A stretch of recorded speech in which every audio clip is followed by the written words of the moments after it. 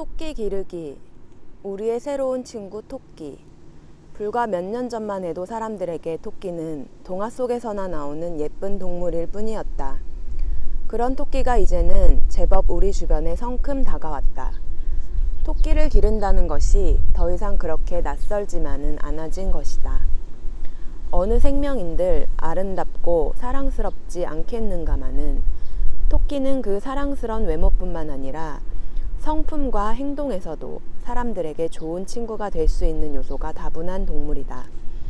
다만 아직 개나 고양이와 같이 오랜 세월 사람과의 교감을 다져오지 못했기에 사랑스러움보다는 다르고 낯설다는 당황감이 먼저 다가오는 경우가 많다. 긴 시간을 거슬러 가보면 개나 고양이도 처음엔 그렇지 않았을까? 토끼는 때로는 참을성과 끈기를 요구하는 어린아이 같기도 하고 사랑을 보채고 필요로 하는 감정을 지닌 친구이고 마음을 따뜻하게 해주는 가족으로서의 존재다. 어린아이를 기르는 것처럼 배우고 노력하면서 쌓여가는 깊은 교감과 기쁨이야말로 토끼가 줄 수 있는 최고의 행복이다.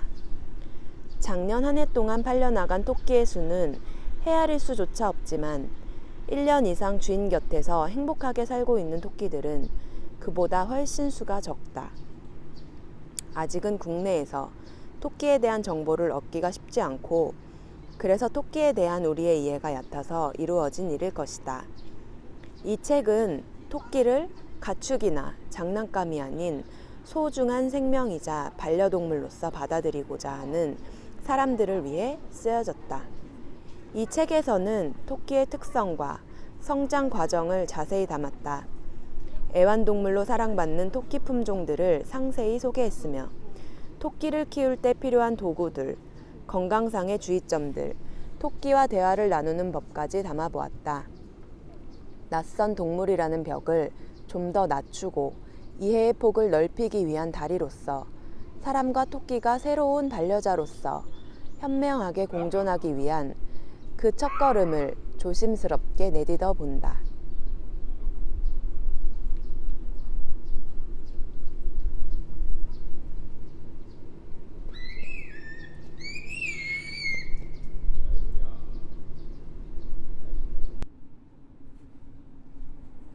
토끼 기르기, 귀엽고 사랑스런 토끼에 관한 모든 것.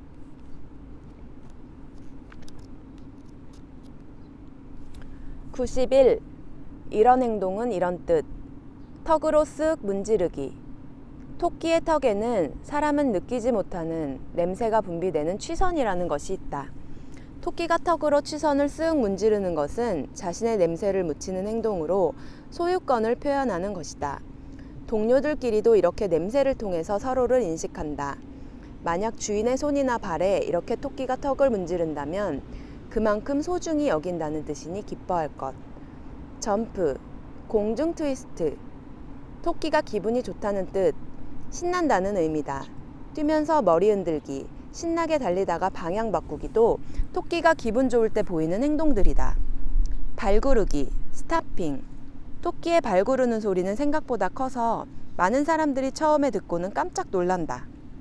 토끼가 한쪽 발 혹은 양쪽 발을 모두 써서 바닥을 힘껏 치는데 화가 났거나 뭔가 경계하라는 의미다.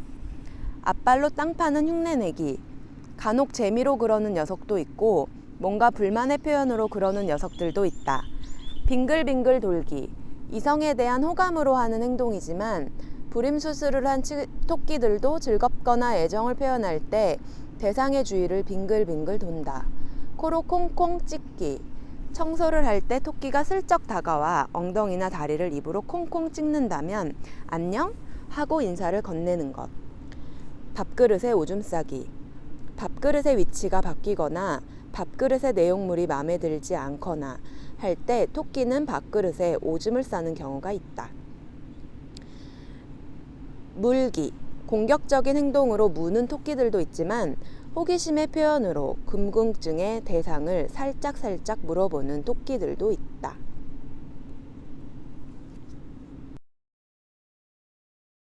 작가 오정희의 소설 중국인 거리는 그가 어린 시절 차이나타운 인근에 살았던 기억을 기반으로 쓰였다. 작가는 초등학교 2학년부터 5학년 때까지 약 4년간 인천에서 살았다. 아버지가 조양 석유회사 인천지사로 발령받으면서 인천으로 이사를 왔다. 작가는 인천에서 3번 이사했다. 마지막으로 살았던 곳이 중구 중앙동 1가 19번지다. 차이나타운 내에 있는 포구시티 자리다. 지금은 3층의 높은 건물이지만 당시엔 단층 건물이었다. 선생의 집 앞에는 1978년 철거된 중하루가 있었다. 중하루는 거리가 가까워 자주 애용했던 식당이었다. 지난 4월 19일 차이나타운에서 만난 오정희 작가는 어린 시절 차이나타운은 신비스러운 공간이었다고 기억했다. 주변에 미군을 상대하는 양공주들이 새들어 살고 있었고 중국인들이 사는 집은 항상 문이 닫혀 있었으며 한국인들과 전혀 교류가 없었다고 회고한다. 양공주들과 동거하던 미군들은 항상 누런 봉투에 미제 물건을 가득 담아오곤 했다고 한다. 미제 물건에서 나는 색다른 냄새에 항상 끌렸고 흑인도 이곳에서 처음 봤다고 했다. 소설에 나오는 메가더 장군상이 있는 자유공원은 작가의 유일한 놀이터였다. 간혹 친구들과 대한제분까지 놀러가기도 했다. 당시엔 밀을 펴놓고 말렸는데 그 밀을 몰래 훔쳐먹으며 놀았다. 밀을 오래 씹다 보면 껌이 됐다고 한다. 오정희 작가에게 인천은 마음의 고향과도 같다. 인천에서 보낸 유년기가 그의 감수성을 형성하는 데 많은 역할을 했고 인천의 기억은 무궁무진한 창작의 소재가 되었다.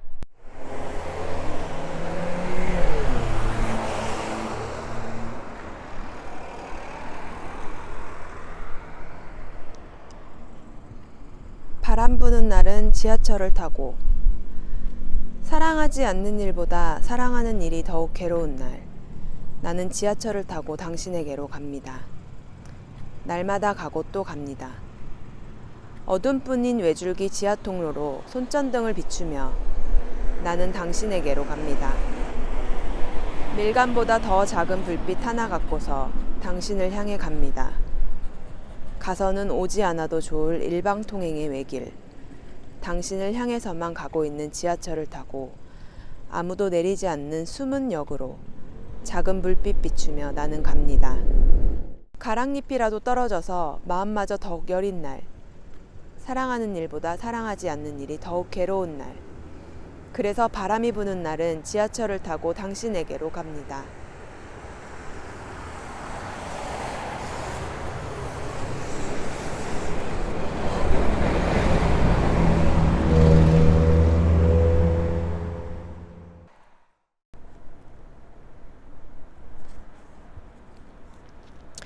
바로 이와 같은 자세로 앉아서 나는 그의 이름을 부르고 빠른 말투로 그에게 시킬 일의 내용, 즉 짧은 문서를 나와 함께 대조할 것을 말했다.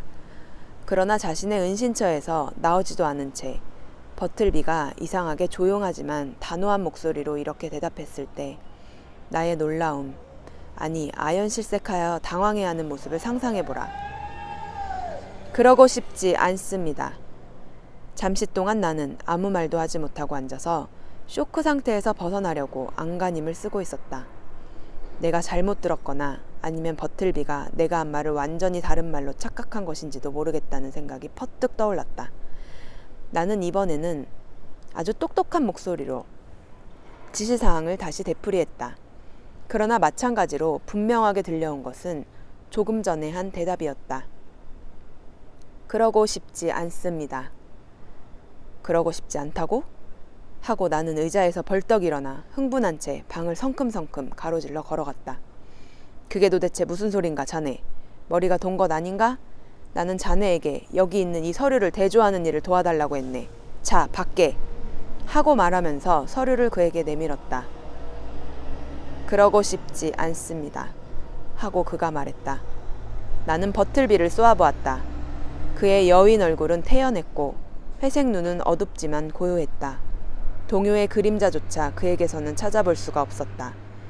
그의 태도에서 조금이나마 불안이나 분노나 초조함 또는 불손한 빛이 보였다면, 즉 다른 말로 해서 그렇게 보통 사람 같은 면이 있었다면 의심할 것 없이 그를 사무실에서 우격다짐으로라도 내쫓았을 것이다. 그러나 이대로는 키케로의 석고상을 사무실 밖으로 내던지는 것과 무엇이 다르겠는가. 나는 그가 필경을 다시 계속하는 것을 응시하면서 한참 동안 그 자리에 서 있다가 다시 내 책상으로 돌아와 앉고 말았다. 정말 별 이상한 일도 다 있다고 혼자 생각했다. 도대체 이럴 때는 어떻게 하면 좋단 말인가. 하지만 하던 일을 마무리 짓지 않으면 안 된다. 이 문제는 지금 당장은 덮어두었다가 나중에 천천히 생각해보기로 해야겠다고 결론을 내렸다. 그래서 다른 방에 있는 펜치를 불러서 서류의 대조를 빨리 끝냈다.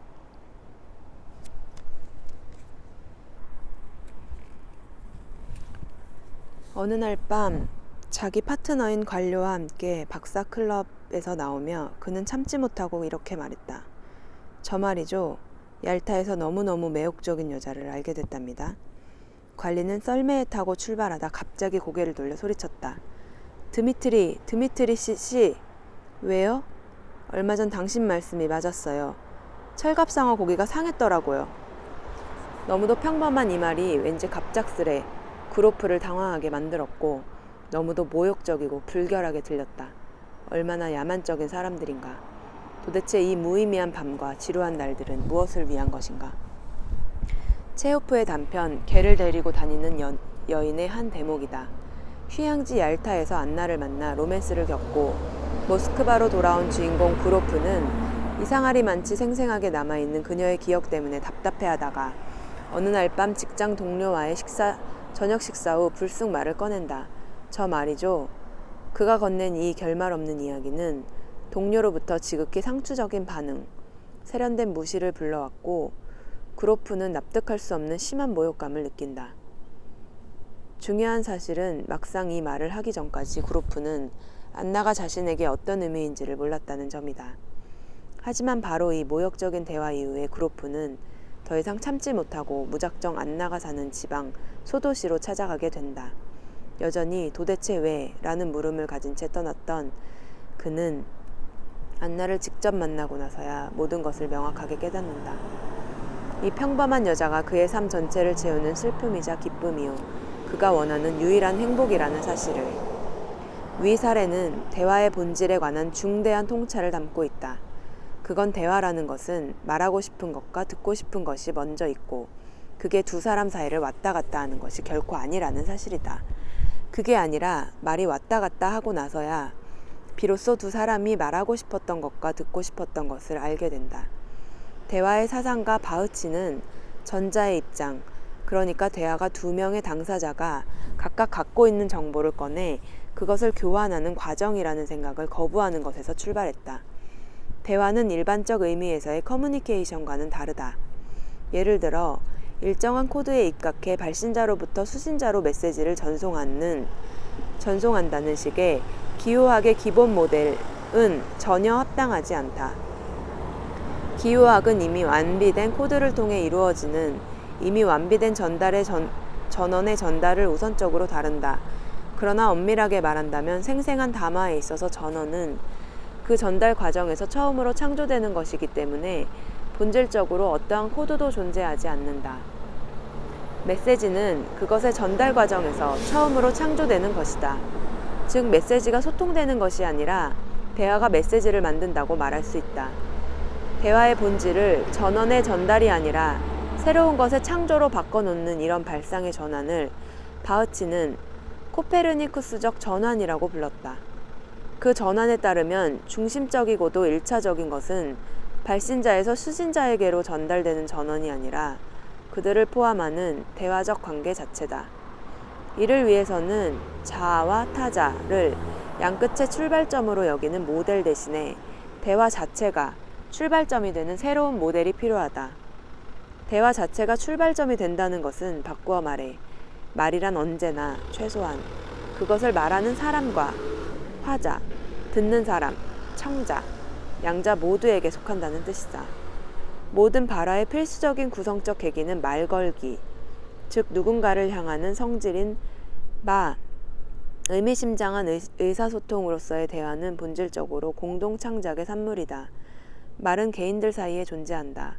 모든 말해진 것, 표현된 것은 화자의 영혼 바깥에 존재하며 그에게만 속한 것이 아니다. 말은 절대로 화자 한 사람에게만 주어질 수 없다. 그 권리는 청자에게도 있으며 작가에 의해 먼저 발견된 말 속에 울리는 목소리의 주인들에게도 자신만의 권리가 있다. 그런데 이 말을 이미 만들어진 어떤 텍스트를 청자가 다양하게 해석하는 문제로 받아들여서는 안 된다. 바흐치의 대화 모델에서 청자는 훨씬 더 특별한 위상을 갖는다. 그는 만들어지고 있는 것으로서의 바라를 형성하는 존재로서 표상된다. 실제적이든 상상적이든 처음부터 바라를 형성하는 것은 다름 아닌 청자다. 내 말을 형성하는 존재가 내 말을 듣고 있는 청자라니. 그게 무슨 말일까? 내 말을 듣는 자가 대체 어떻게 내 말을 형성한다는 것인가?